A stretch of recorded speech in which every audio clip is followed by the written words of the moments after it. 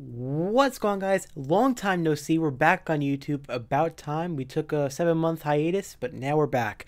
So in today's video, we're talking to you guys about the iPhone XS and XS Max and whether or not it's actually worth upgrading. So let's just get the specs out of the way. With the iPhone XS, it's pretty much identical to the iPhone X. It has a 5.8-inch screen with 458 pixels per inch, which is a little less than the iPhone X, or a little higher than the iPhone XR. It runs on iOS 12. It will come with the A12 Bionic chip. The cameras are pretty much identical. The main thing with this device, compared to the iPhone X, is that this is a speed improvement. Everything is based on this processor. So if you watch the event, it was quite frankly a snore fest in my opinion, but it was pretty neat nonetheless. They talked about a lot of the specifics of the chip and how it benefits the iPhone and makes the camera better. It makes Face ID better. So now Face ID is a little faster.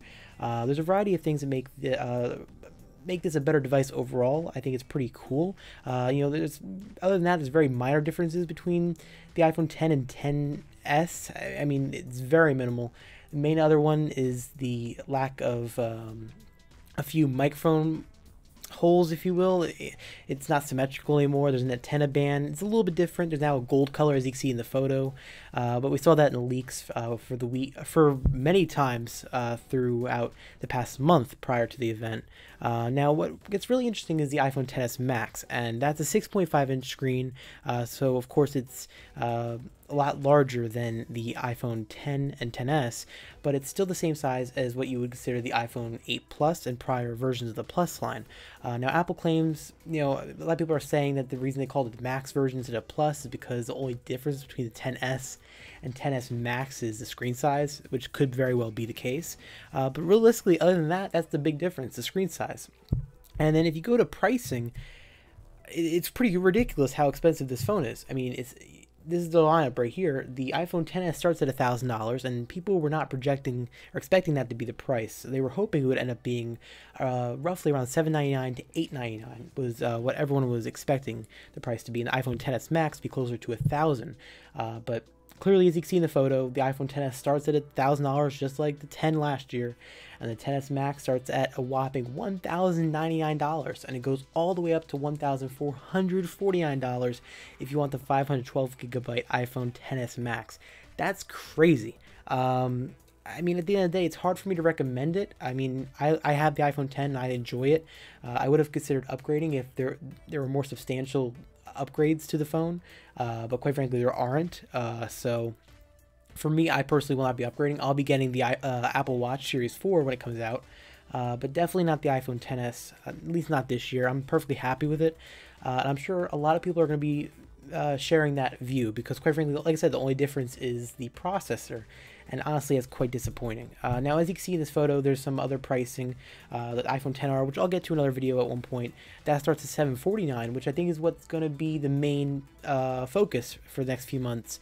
I think this will be the big Apple device for the year. I think a lot of people that are still on the iPhone 8 or the iPhone 7 or even the iPhone 6, they're going to say, wow, $749 for a phone like this, pretty much just like the iPhone XS, just not as great, but I get most of the features I want, so I'll buy it anyway. I think a lot of people will do that, especially when they're saving $250 when you're comparing it to the iPhone XS. Now, as you can see, they killed off the iPhone SE, they killed off the iPhone 6s, and they killed off the iPhone X. So the next lowest price is the iPhone 8, and that's for $599, and then beyond that is the iPhone 7 at $449. I mean, at those prices, I'd probably recommend just going on eBay and looking around, but that's their lineup now. So now they have 5 iPhones out: the iPhone 7, 8, 10R, 10s, and 10s Max. I mean, quite frankly, the 10s and 10s Max are ridiculously expensive, but it was no different than last year. The iPhone 10 was expensive, and people attacked Apple for that, but apparently people still went out and bought it. Now, the iPhone XS will be released tonight, actually.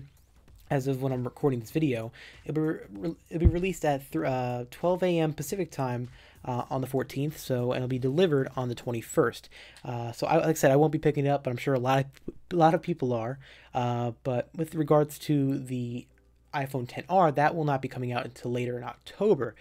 So that will be a little bit of a ways away. So if you're looking forward to the XR, you're going to have to wait. So let me know what you guys think in the comment section down below. I want to see what you guys think about the iPhone 10, 10s, 10R. I mean, it's pretty crazy, their new lineup. And I'm kind of curious to see what you guys think of what the iPhone XR means, the R in the name, because Apple didn't disclose what that meant. So let me know what you guys think in the comment section down below. Be sure to like, comment, and subscribe. Follow us on all our social media, and I hope to see you guys in the next video. Like I said, more videos will be coming soon. I'm going to start uploading more often. About time, right? So with that being said,